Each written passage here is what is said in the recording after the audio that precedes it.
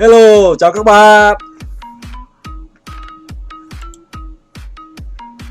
Hôm nay tôi sẽ review cho các bạn xem một cái con quad racing. Đây, các bạn nhìn xem. Nhỏ xíu, nhỏ gọn, chỉ bằng 3-4 ngón tay thôi. Video này nhằm một cái mục đích là giới thiệu cho các bạn mới tập chơi cái bộ môn quad racing. Vâng, tôi mới mua cái con này ở trên Benwood xong. Vâng, đây là cái video tôi mở hộp cái con quad racing. Tên của nó là AIG. Đấy, giá của nó là khoảng độ 1.700.000 đồng các bạn. Tôi mua cho Benwood. Các bạn có thể xem link chi tiết ở dưới dòng mô tả của video. Vâng, đây thì tại sao mình phải mua con này? Như các bạn đã biết thì những video lâu nay tôi đã từng chơi những cái con 2 inch. Đấy. 2 inch rưỡi, 3 inch, 3-4 inch. Đây. Và thậm chí là 5 inch. Đấy. Thì sau một thời gian chơi thì tôi có một cái quyết định là mình nên mua một con tini nhỏ xíu như thế này đó, để luyện tập, để tập bay. Thì theo tôi thì các bạn có thể là những người mới chơi nên bắt đầu bằng một cái con như thế này các bạn. Giá của con này thì bạn biết đấy, chỉ khoảng độ 1.700.000, 1.600.000 thì rất là rẻ, khá là rẻ đối với những cái bộ môn này. Đấy thì FPV mà con này nó không phải là flycam đó, cho nên rằng là để mà bay được con này ấy, thì thường là những người phải tập luyện đó, tập luyện. Và để bay được con này thì hãng sản xuất nó bán nguyên hộp, mình chỉ mua về mình binh kết nối với tay cầm là mình bay thôi. Tuy nhiên đây là bộ môn FPV cho nên các bạn cần phải tự trang bị, mua riêng cho mình một cái tay cầm. Tay cầm này không bán kèm nha các bạn. Đó, nhắc lại là để các bạn mới nhập môn hiểu rõ rằng tay cầm luôn luôn phải tự mua. Tại vì nó rất nhiều loại. Tay cầm có giá từ 1 triệu cho tới 2 triệu, con này là 2,5 triệu. Và rất là nhiều giá và nhiều cái chức năng và nhiều ấy, cho nên là với những người chơi chuyên FPV họ sẽ tự mua tay cầm riêng và sử dụng cho rất nhiều những cái con quad khác. Tiếp theo là mình phải mua một cái kính. Đấy, kính này gọi là kính FPV các bạn. Kính này mình cũng mua một lần và sử dụng cho tất cả những cái con quạt còn lại. Kính này giá 6,2 triệu. Và nếu các bạn có ít tiền hơn thì có thể mua những kính khoảng độ 500.000 cũng có, 1 triệu cũng có, 2 triệu cũng có, rất là nhiều. Và đỉnh điểm của kính này là kính phát sát, giá cả anten các cái cũng lên phải tầm 16 triệu các bạn. Đó thì tùy cái nhu cầu của mình. Ưu điểm của cái này là gì? Nhỏ gọn, nhẹ nhàng. Đó, có vòng bảo vệ, bay rất là an toàn nếu như có va chạm vào người. Đó, thì không sao cả, thậm chí là nó rơi hay nó va vào tường thì những cái thiệt hại của con này nói chung là nhỏ. Còn nếu bạn chơi những con lớn hơn đó, thì chi phí rơi rớt hư hỏng đó, nó sẽ nặng hơn rất là nhiều. Sau một thời gian dài tôi chơi thì tôi quyết định mua con này để làm gì? Mình có thể chơi được ở khắp cả mọi nơi, lúc nào rảnh mình có thể tập luyện được. Đấy, như cái video này các bạn nhìn thấy này. Đấy, cái video bạn nhìn thấy tôi bay ở trên cầu thang, bay 5 tầng lầu của cầu thang để test cho các bạn thấy được rằng là cái hình ảnh và cái sóng của con này như thế nào. Đó, các bạn có thể xem kỹ cái video này là con này tôi bay, tôi đứng lầu 3, tôi bay lên tới lầu 6 và đứng lầu 3, bay xuống tới tầng trệt nhà để xe luôn. Thì sóng kết nối, điều khiển và hình ảnh khá là ok, cho nên chơi con này rất là vui các bạn. Cho nên về sóng các bạn không yên tâm. về cái tầm chơi của mình là khá tốt. Đấy, còn đây là cái video tôi ngồi ở vỉa hè ở Phú Mỹ Hưng uống cà phê với những người bạn, các bạn thấy đấy. Leica không thể bay được để quay những cảnh như thế này, và những cái con máy bay to, những cái quạt racing to này rất là ồn ào, gây náo loạn của góc phố, không phù hợp. Đó, mình chơi giải trí vui mà. Đó, mình chơi với con nhỏ này, các bạn nhìn thấy. Đấy, còn đây là cái video mình tập bay, mình đi ra những cái công viên. Đó, mình bay, mình chui ở trong những cái bàn ghế đồ chơi, rồi những cái cầu tuột các bạn, rất là thú vị.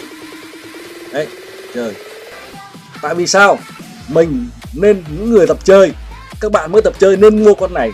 Và mình bay khó hay không, tôi trả lời các bạn luôn là mới chơi mình nên chọn chế độ bay Angle.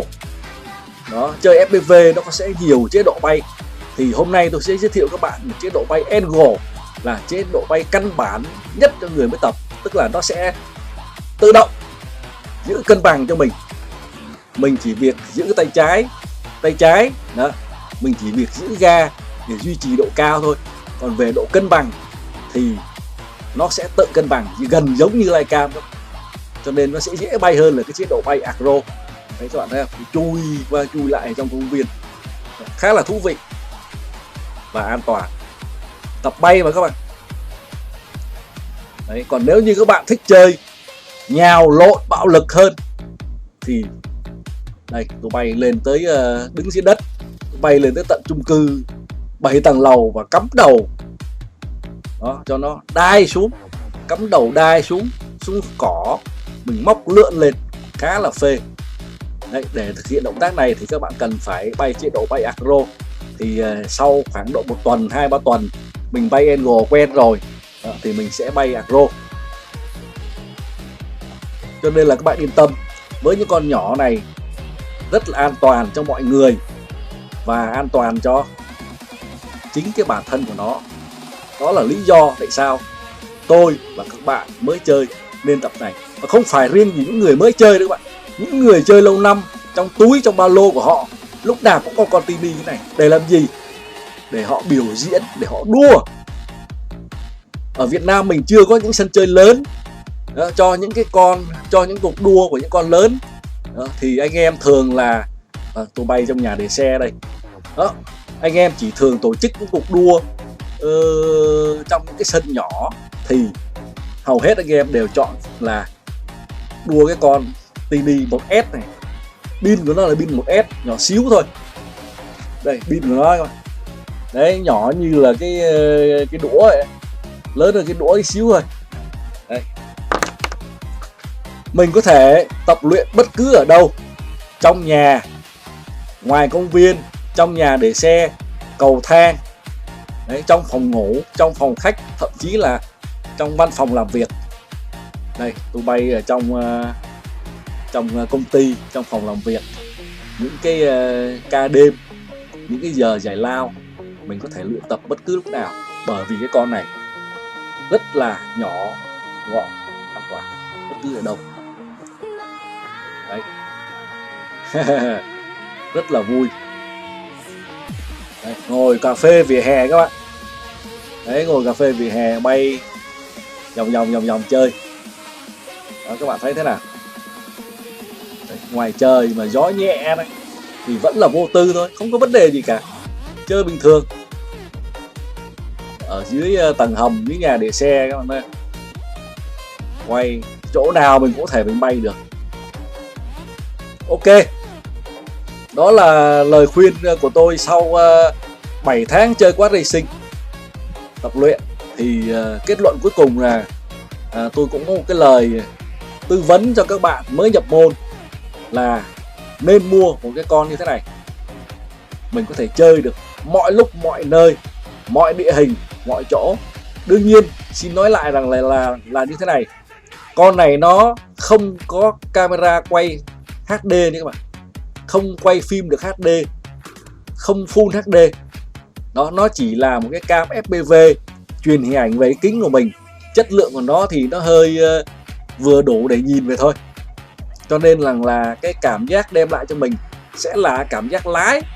tập bay đó, và nhào lộn rồi chui chung luồn lách, nói chung là để chơi và để tập luyện cái kỹ năng của mình, cho cái tay của mình nó dẻo và mình hiểu cái phương pháp bay, bay angle, bay acro, bay horizon, bay E1 vân vân. Đó là mình tập luyện thì nó sẽ nó nhỏ gọn, cho nên rằng là nó sẽ có cơ hội cho mình tập luyện nhiều hơn đó. Và khi mà mình nhuần nhuyễn rồi thì chuyện mà bay những cái con lớn hơn tôi nghĩ rằng là dễ thôi. Đấy, đây là cái clip hôm rồi cái ngày hội trẻ thơ khai trương cái sân RC, cái học viện RC ở 15 Trần Văn Trà đó, có tổ chức đua xe đó, thì anh em đua tini ở trên này đó, một buổi offline tập đua những con này trên cái sân ở trên này, bay trên cái sân của chiếc RC khá là thú vị các bạn. Đấy, ở trong nhóm nếu các bạn nào đã từng chơi racing ở trong những cái hội nhóm của Quad Racing, Nano các loại ấy, thì các bạn sẽ biết có một cái cậu bé tên là Gia Bảo. Đấy, mới học lớp 8 thôi, năm nay 13 tuổi. Đấy, cậu ta chơi những cái con nhỏ như thế này, bay cực kỳ đỉnh các bạn, bay cực kỳ giỏi. Lý do là cậu ta còn nhỏ cho nên gia đình chưa có tài trợ tiền 5-7 triệu 10 triệu để chơi những cái con lớn hơn, cho nên cậu ta suốt ngày chơi con này thôi. Và kết quả là mới hôm chủ nhật vừa rồi đó, trong cái giải tini cho anh em tổ chức chớp nhoáng đó, thì cậu Gia Bảo này đã đoạt giải nhất trong cuộc thi. Thật là kinh khủng. Cậu ta bay rất là giỏi, bay acro, bay E1, bay đủ kiểu cả, luồn lách tốc độ rất là nhanh đó. Và tất cả sự tập luyện đó, thành công đó là từ những cái con nhỏ như thế này. Và nếu các bạn thấy rằng là cậu ta mượn cái con Megabi cõng Goro 7 to như thế này đó, mượn của anh em, của đàn anh lớn, bay thử, bay cực kỳ mượt mà, cực kỳ đỉnh, bay khắp công viên.